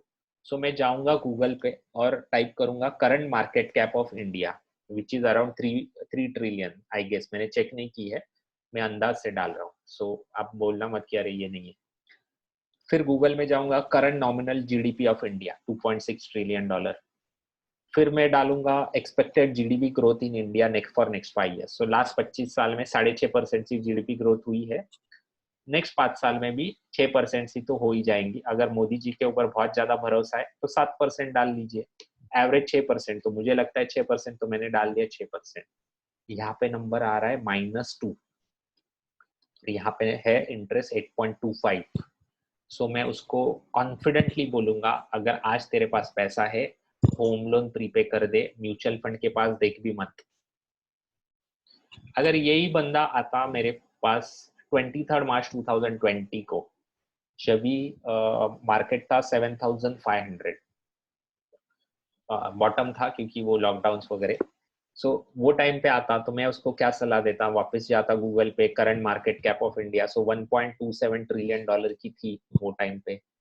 नॉमिनल जीडीपी तो सेम था क्योंकि लास्ट ईयर में तो निगेटिव ग्रोथ है, एक्सपेक्टेड जीडीपी ग्रोथ भी 6% की थी, तो 17% एक्सपेक्टेड रिटर्न्स थे म्यूचुअल फंड में नेक्स्ट 5 इयर्स में, और यहाँ पे इंटरेस्ट रेट था 8.25। सो वो टाइम पे मैं उसको सलाह दे देता कि लमसम पैसा डाल दे म्यूचुअल फंड में, better than prepaying the home loan. So I hope आपको ये कॉन्सेप्ट पता चल गया होगा, कभी प्रीपे करना है, कभी होम लोन भरना है। सो आज का सेशन यहाँ पे खत्म होता है। अभी मैं सिर्फ आपसे 5 मिनट लूंगा, ये इम्प्लीमेंट कैसे कर सकते हो, मैं कैसा हेल्प कर सकता हूँ आपके लिए। सो ये सब चीजें आपको इम्प्लीमेंट करने के लिए एक मेरा वर्कशॉप होता है, secrets of debt free life का वर्कशॉप। 3 घंटे का होता है, हर दिन एक एक घंटा, 27, 28, 29 सितंबर को रात को 7 से 8 के बीच में। अगर ये सेशन मिस आउट होता है तो इसका आपको रिकॉर्डिंग मिलता है। इसमें आपको क्या क्या सीखने मिला है, डे 1 में क्रिएटिंग अ राइट माइंडसेट। अगर आपके ऊपर कर्जा है, अगर आप सोचते हो कि मेट्रो सिटीज में घर लेने की एक कर्जे की जरूरत होती है, ये माइंडसेट प्रॉब्लम है। अभी आप में से बहुत सारे लोग अग्री नहीं करेंगे, लेकिन नेक्स्ट वीकेंड का सेशन मेरा अटेंड कीजिए। मुंबई जैसे मेट्रो सिटी में आप विदाउट होम लोन घर ले सकते हो। आप मेरे ऊपर बिलीव नहीं करोगे, स्ट्रेट अवे 1 वीक के बाद आप अटेंड कीजिए वो वेबिनार, जिसमें मैं विथ नंबर्स आपको प्रूव करूंगा विदाउट 1 रुपी होम लोन आप घर ले सकते हो मुंबई जैसे मेट्रो सिटी में। सो माइंडसेट आपके ऊपर हम काम करेंगे कि डेट फ्री बनने के लिए। सेकेंड चीज, स्किल सेट होने चाहिए, आपको पता होना चाहिए क्या एग्जैक्टली करना क्या है डेट फ्री होने के लिए, डेट फ्री रहने के लिए, वो हम सीखेंगे। उसके बाद एग्जीक्यूशन प्लान, जैसे स्किल सेट में आपको हेल्थ इंश्योरेंस मैंने आपको बताया, तो हेल्थ इंश्योरेंस कैसे बाय किया जाए वो हम सीखें। एग्जीक्यूशन प्लान में और आप कैसे डेट फ्री होने के लिए एग्जीक्यूट कर सकते हो, ये सब चीजें आप सीखोगे। ये पेड वेबिनार है, लेकिन इसका फीस बहुत ज्यादा कम है अकॉर्डिंग टू मी। सो आप में से कितने लोग इंटरेस्टेड है ये वर्कशॉप अटेंड करने के लिए, चैट बॉक्स में डालिए interested. Secrets of debt free life का वर्कशॉप अटेंड करने में कितने लोग इंटरेस्टेड है, चैट बॉक्स में डालिए इंटरेस्टेड। फिर मैं इसका फीस बताता हूँ।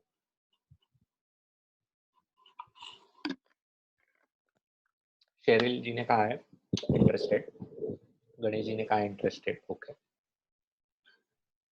सो इसका नॉर्मल फीस पहले बताऊंगा मैं, फिर इसके साथ मैं आपको बोनसेस भी दूंगा, बोनस वेबिनार्स वगैरह दूंगा 8, वो भी पेड होते हैं, लेकिन इसका फीस आप भरते हो तो वो आपको एज अ बोनस मिलेंगे। और एंड ऑफ द सेशन में आपको 15 मिनट्स का एक विंडो देने वाला हूँ जहाँ पे ये फीस आप भरोगे, जिसमें डिस्काउंट रहेगा और ज्यादा। नॉर्मल फीस है 2999, ठीक है। ये फीस में आपको क्या क्या बोनसेस मिलेंगे, तो सबसे पहले secrets of debt free life का वर्कशॉप जो कि 27 और 29 को होने वाला है। उसके बाद secrets of happy rich action plan का वेबिनार। इसमें आपको, अगर आप में इच्छा है कि 45-50 में आपको फाइनेंशियली रिटायर होना है, तो एग्जैक्टली कहाँ पे इन्वेस्ट करना चाहिए, इसका आपको आंसर मिलेगा 11, 12, 13 अक्टूबर। सबके रिकॉर्डेड वीडियोस मिलेंगे आपको, अगर आपको मिस आउट होते हैं तो। Bonus number 3, the billionaire playbook. यहाँ पे रिच लोग और मिडिल क्लास लोगों में फर्क होता है। यहाँ पे जैसे मोस्ट ऑफ द लोग एक ही सोच रखते हैं, मुझे रिटर्न्स कितना मिलेंगे, ये प्रॉपर्टी में पैसा डालता हूँ कितने रिटर्न्स मिलेंगे, ये शेयर में पैसा डालता हूँ कितने रिटर्न्स मिलेंगे, म्यूचुअल फंड में पैसा डालता हूँ कितने रिटर्न्स मिलेंगे। मिडिल क्लास सोच है ये, पर्सनली मत लेना, लेकिन एक्चुअली ये मिडिल क्लास सोच। बिलियनियर लोग कैसा सोचते हो, अगर मैं कोई रियल इस्टेट में या फिर स्टॉक में या फिर म्यूचुअल फंड में पैसा डालता हूँ, तो उसका वैल्यूएशन कितना सस्ता है और मेरे फेवर में कितना है, इनकी उसकी अंडरस्टैंड करने की कोशिश करते हैं। अगर उनको समझ में नहीं आता है तो सीखते हैं, फिर भी समझ में नहीं आता है तो एडवाइजर की सलाह लेते हैं। सेकेंड चीज क्या सोचते हैं बिलियनर लोग, टैक्सेशन का इम्पैक्ट कैसे होने वाला है। अगर मैं रियल इस्टेट में पैसा डालता हूँ, 15 साल बाद बेचूंगा, तो मेरे टैक्स के ऊपर क्या परिणाम आएगा, टैक्स एडजस्टेड रिटर्न्स कितने मिलेंगे 15 साल के बाद। नॉर्मल लोग ये सब सोचते नहीं है। थर्ड चीज, जो भी मैं असेट खरीदी कर रहा हूँ, वो असेट मेंटेन करने के लिए मुझे वो टाइम पीरियड में कितना पैसा लगने वाला है। जैसे 15-20 साल आप रियल इस्टेट होल्ड करोगे, तो क्या मैं मेंटेन कर सकता हूँ, कितना पैसा देने वाला हूँ उसके लिए, ये सोच होती है, उसका कैलकुलेशन। और फोर्थ चीज, जो 15-20 साल के बाद मैं बेचने वाला हूँ, फॉर एग्जाम्पल आपका एज है 40, 20 साल के बाद आपने बेचा, मतलब आप रहते हो पुणे में, प्रॉपर्टी खरीदा हैदराबाद में क्योंकि सस्ता है, क्या एट द एज ऑफ 60 जब ये आपके बच्चे यूएस में हैं, आप वो हैदराबाद वाली प्रॉपर्टी बेच सकते हो। तो ये सोच रखनी है लिक्विडिटी के बारे में। तो ये ऐसे सब सीखने मिलेगा आपको द बिलियनियर प्लेबुक में 25, 26, 27 अक्टूबर को। बोनस नंबर 4, ये जो भी आपने आज कैलकुलेटर्स दिखे, और भी कैलकुलेटर्स है काफी सारे, वो आपको इसके साथ फ्री ऑफ कॉस्ट मिलेंगे। ये 7,000 रुपीज के टोटल कैलकुलेटर्स है, इसमें और भी है, मतलब नेक्स्ट वेबिनार्स में आएंगे वो। बोनस नंबर 5, जैसे मैं आपको बताता हूँ, कोई भी फाइनेंशियल डिसीजन लॉजिक के साथ होना चाहिए। सो लॉजिक आएगा आपको जब भी आप इकोनॉमिक्स समझोगे। अगर इकोनॉमिक्स आप नहीं समझोगे कि 17,500 का निफ्टी, 500 का निफ्टी है, क्यों है, सो आपको ये मार्केट महंगा लगेगा। मार्केट तो महंगा 11,000 से है, लेकिन जिन्होंने बैठे हुए हैं जो लोग महंगा बोल के, 11,000 से 17,700 की रैली हो चुकी है। सो जब तक इकोनॉमिक्स नहीं समझोगे, मार्केट कभी भी आपको समझ में नहीं आया, ना रियल इस्टेट का, ना गोल्ड का, ना शेयर मार्केट। सो ये हर महीना मैं एक सेशन लेता हूँ, ये वीक में होने वाला है सेशन ये। 12 सेशन आप अटेंड कर सकते हो, क्योंकि जो आप फीस भरने वाले हो वो 1 साल के लिए वैलिड है। बोनस नंबर 6, आपको आपका नॉलेज बढ़ाते रहना पड़ेगा। इसके लिए एक एक्सपर्ट नॉलेज सीरीज होता है, क्वार्टरली एक बार होता है। सो 1 साल की मेंबरशिप तो 4 आप अटेंड कर सकते हो। एक फेसबुक का ग्रुप है जो सिर्फ पेड मेंबर्स के लिए है, यहाँ पे कोई फ्री मेंबर्स होते नहीं है। सो जो फी भरता है इसमें आ सकता है। इसमें एज एंड व्हेन रिक्वायर्ड मैं इनसाइडर आइडियाज बताते रहता हूँ, जो आपको सीएनबीसी मनी कंट्रोल पे वगैरह नहीं मिलेंगी वो ideas. Bonus number 8, smart investor series. आपको स्मार्ट इन्वेस्टर बनना पड़ेगा। 2015 वाली चीजें आप 2021 में यूज करते हो for investing, like large cap fund में आप इन्वेस्ट करते हो, अकॉर्डिंग टू मी नेक्स्ट 5 साल में आपका कोई फायदा नहीं होने वाला है ज्यादा। अगर आप इंडेक्स फंड्स में इन्वेस्ट करते हो, according to me next 3 to 5 years में आपका कोई ज्यादा फायदा नहीं होने वाला है। सो ये सब आपको समझेगा स्मार्ट इन्वेस्टर सीरीज में। ऐसे 12 सेशंस आप अटेंड कर सकते हो, क्योंकि हर महीना एक बार ये स्मार्ट इन्वेस्टर सीरीज होता है। ये महीने का smart investor series next week में होने वाला है। सो आप में से कितने लोगों को ultra happy rich community circle का 1 साल का मेंबरशिप लेना है? चैट बॉक्स में डालिए इंटरेस्टेड। नॉर्मल फीस आर 2999, लेकिन अगर आप इंटरेस्टेड हो चैट बॉक्स में डालिए इंटरेस्टेड, फिर मैं आपको डिस्काउंट देने वाला हूँ नेक्स्ट 15 मिनट्स के लिए। और ये फीस इतना कम है, कम डेलिबरेटली रखा हुआ है, क्योंकि ये फिलहाल इनिशियल फेजेस है। अराउंड 143 मेंबर्स है इसके। सो एक बार ये ऑफलाइन चालू हो गई ना कम्युनिटी, तो इसका फीस काफी ज्यादा बढ़ेगा। सो कितने लोग इंटरेस्टेड है चैट बॉक्स में डालिए इंटरेस्टेड, फिर मैं आपको डिस्काउंटेड लिंक दूंगा। अगर नेक्स्ट 15 मिनट्स में आपको 1 साल का ultra happy rich community circle का मेंबरशिप लेना है, 3 workshops, tool kits, close group membership of Facebook, 12 market outlook session, 4 expert knowledge series और 12 स्मार्ट इन्वेस्टर सीरीज अगर आपको अटेंड करने हैं फॉर नेक्स्ट 1 ईयर, तो मैंने लिंक डाले हैं रेजर पे के, इंस्टा मोजो के। अगर रेजर पे नहीं चलता है तो इंस्टा मोजो पे जाके पे कर सकते हो। नेक्स्ट 15 मिनट्स में आपको सिर्फ 1999 पे करना है। अकॉर्डिंग टू मी ये बहुत कम फीस है जो आपको वैल्यू इसमें मिलने वाला है। ये मेरे फेसबुक के ऊपर भी लाइव है वेबिनार। सो मैं आपको गारंटी देता हूँ कि अगर 2 महीने में आपने ये 8 चीज एक्सपीरियंस कर ली और आपको लगा ये 1999 वर्थ नहीं है, मैं आपको पूरा 1999 वापस दे दूंगा। ये मेरी गारंटी है। सो आप सोचिए वीकेंड में हम कितना खर्चा करते हैं। 1999 में आपका फाइनेंशियल लाइफ एक बहुत अच्छी डायरेक्शन पकड़ सकता है, प्लस आपका बहुत ज्यादा पैसा बचा सकता है डेट फ्री का जो अगर वेबिनार वर्कशॉप आप अटेंड करते हो। तो जिनको भी ये work ultra happy rich community circle का मेंबरशिप चाहिए, रेजर पे या इंस्टा मोजो पे जाके आप पे कर सकते हो। विद इन नेक्स्ट 15-20 मिनट्स मेरे पर्सनल मोबाइल से आपको मैसेज आएगा विथ फेसबुक ग्रुप के लिंक्स, आप ज्वाइन कर सकते हो। सो आज का सेशन यहाँ पे मेरा खत्म हो चुका है। सो कुछ क्वेश्चंस है तो पूछिए, माइक ऑन करके आप पूछ सकते हो। कुछ भी क्वेश्चन है मार्केट के बारे में या कुछ भी आपको क्वेश्चन है। यस भावेश जी आप मेंबर हो, यस गणेश जी आप मेंबर हो already, yes yes thank you thank you. Hello sir.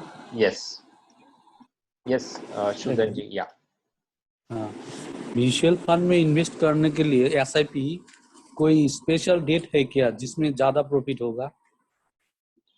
ऐसा जैसे कोई कि एक हाँ एक्सपर्ट ने बोला है 25 को इन्वेस्ट करने से 25 या 28 मतलब end of the month SIP में इन्वेस्ट करने से ज्यादा फायदा होता है। यस मैं आपको लॉजिक बताता हूँ। सबसे पहले ना जब भी आप इक्विटी मार्केट्स में इन्वेस्ट करते हो ना, तो एक स्टडी किया गया है कि आपके जो रिटर्न्स होते हैं उसके ऊपर कौन सा पॉइंट फैक्टर करता है सबसे ज्यादा। तो सबसे ज्यादा फैक्टर करता है 91%, सॉरी 84%। आप कितने टाइम मार्केट में हो, time in the market, that will effect your returns. उसका इफेक्ट होगा 84%। 13% इफेक्ट होगा आप कभी टाइम करते हो मार्केट टाइमिंग, मार्केट टाइमिंग का इफेक्ट होगा आपके रिटर्न्स के ऊपर 13%। बचे हुए 3% आप कौन सी म्यूचुअल फंड की स्कीम खरीदी करते हो। सो ये 3 चीजें हैं, 13% इफेक्ट होगा। सो मेरा इसके ऊपर टेक है, end of the month generally market sluggish मैंने देखा है मोस्ट ऑफ द टाइम। सो 25 तारीख आप चॉइस कर सकते हो, लेकिन ज्यादा फर्क नहीं पड़ेगा आपके रिटर्न्स में, लेकिन 25 तारीख आप चॉइस कर सकते हो। लॉजिक बराबर है जिन्होंने भी आपको ये किया है, गाइड किया है। लेकिन एज सच बहुत बड़े डिफरेंस नहीं आएगा, थोड़ा आएगा, लेकिन लॉन्ग टर्म में थोड़ा डिफरेंस भी बहुत होता है। सो आप कर सकते हो 25। यस राइट है logic. Thank you sir. Yes thank you. Prafulla ji ने पूछा है which is the best plan for the future investment. Prafulla ji ऐसा कोई बेस्ट होता नहीं है। सो आपको इसका स्टडी करना पड़ेगा थोड़ा सा इन्वेस्ट। अगर आप इसके मेंबर बन चुके हो तो आपको काफी इंसाइट्स मिलेंगे कि आपका फ्यूचर, फाइनेंशियल फ्यूचर अच्छी करने के लिए क्या क्या आप कर सकते हो इसके ऊपर। सो आई बट ऐसा कोई इसका पिन पॉइंट आंसर तो दे नहीं सकते हैं। Mutual funds according to me सबसे बेस्ट पोजीशन है at this moment of time in the context of Indian economics. Real estate तो इंडिया में मुझे नहीं लगता है कि ज़्यादा रिटर्न्स देती है, लेकिन रियल इस्टेट में भी इन्वेस्टमेंट होनी चाहिए, ऐसा मैं बोलता हूँ। कैसे कर सकते हो, secrets of debt free life के वर्कशॉप में आपको पता चलेगा। वेंकट जी ने एक मुझे क्वेश्चन पूछा था, एक second. As per my understanding, inflation is 7%. Having home loan is like a free, or we are in a income only. Venkat ji 7% inflation है, दैट्स राइट। लेकिन आप जो सोसाइटी में रहते हो, मैं जो सोसाइटी में रहता हूँ, हमें हमारे लिए वो 7% इन्फ्लेशन काम नहीं करता है। Reason being, inflation number count कैसे होता है, तो एक इन्फ्लेशन के बास्केट है चीजों का, उसमें से 50% इज फूड इन्फ्लेशन। सो आप देखिए आपका मंथली एक्सपेंडिचर क्या, आपका अगर इनकम 1 लाख रुपीज है, क्या आप 50,000 रुपीज फूड पे स्पेंड करते हो, तो ये जो इन्फ्लेशन का गवर्नमेंट नंबर आता है वो आपको और हमें लागू नहीं होता है। आपको और हमें लाइफस्टाइल इन्फ्लेशन लागू होता है। इंडिया में लाइफस्टाइल इन्फ्लेशन अराउंड 11-12% है, तो 11-12% का इन्फ्लेशन है, और 7% का होम लोन आप ये कर रहे हो, रिपे कर रहे हो। सो ज्यादा है मेरे हिसाब से, बहुत ज्यादा।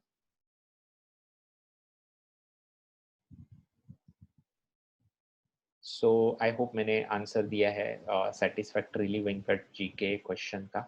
So thank you very much, आपने आपके लाइफ का 1 hour 15 minutes हेलो मुझे। या मंदार। सर, मेरा नाम, हाँ सर, मेरा नाम मंदार है। हेल्थ इंश्योरेंस के बारे में जरा बताइए, यानी आप ऑलरेडी कॉर्पोरेट प्लान। आप ऑलरेडी मेंबर हो ना?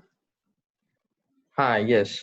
हाँ, तो secrets of debt free life में आपको डिटेल इसका ये है, हेल्थ इंश्योरेंस कैसे बाय करना है, क्या क्या देखना है, इसके ऊपर डिटेल अच्छा, है। यानी बेस्ट इंश्योरेंस कौन सा है, क्या ले सकते यस हैं, वो सब है क्या?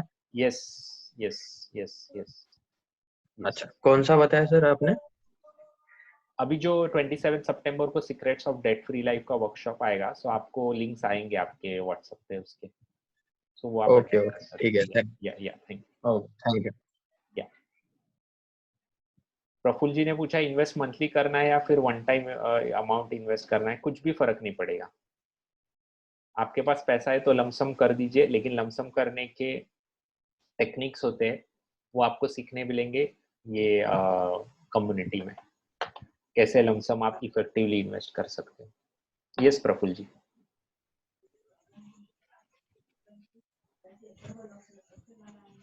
यस, कुछ क्वेश्चन है आपको? Okay, so thank you very much, आप सबने मुझे सुना पेशेंटली, आप सबका तहे दिल से शुक्रिया अदा करना चाहता हूँ। और नेक्स्ट वीकेंड में आपको बहुत इंटरेस्टिंग टॉपिक पे एक फ्री वर्कशॉप वेबिनार है, और नाम रहेगा इसका, और वो वर्कशॉप का, विदाउट होम लोन आप कैसे आप प्रॉपर्टी खरीद सकते हो, घर खरीद सकते हो, for self occupancy of course. और व्हाट्सएप ग्रुप के आप पार्ट बने हो, उसका पार्ट बने रहिए, उसमें मैं इनवाइट भेजूंगा, वो इनवाइट्स आपके व्हाट्सएप ग्रुप पे, टेलीग्राम ग्रुप पे या फेसबुक ग्रुप पे डालते रहिए। सो ज्यादा से ज्यादा ये फ्री चीजों का लोग लाभ उठा सकते हैं। अगर उनको पेड मेंबर बनना है तो एंड ऑफ द सेशन वो पेड मेंबर बन सकते हैं। So thank you very much, आप सबका तहे दिल से शुक्रिया अदा करके आज का सेशन कंक्लूड करता हूँ। Thank you very much, thank you.